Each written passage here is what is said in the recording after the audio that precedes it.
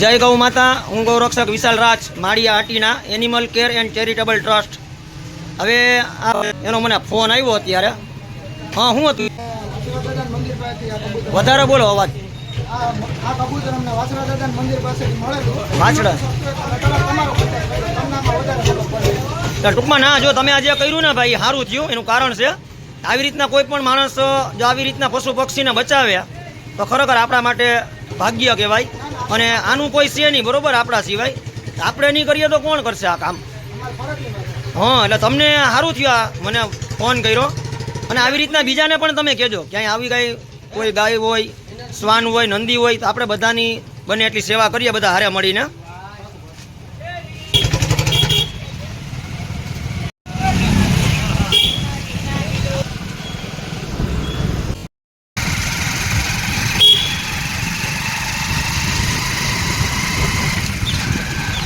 લઈ લે આમણી, લઈ લે.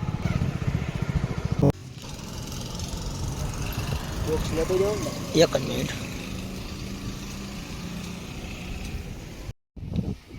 અત્યારે માળિયા ટીનાથી કબૂતર બીમાર છે, એટલે તાત્કાલિક એને લઈને અત્યારે અમે અહીંયા માળિયા હાટીના ફોરેસ્ટ વિભાગને સોંપીએ છીએ, જેથી કરીને વધુ સારવાર મળે. અને અબોલ જીવોની સેવા એ જ અમારો ધ્યેય.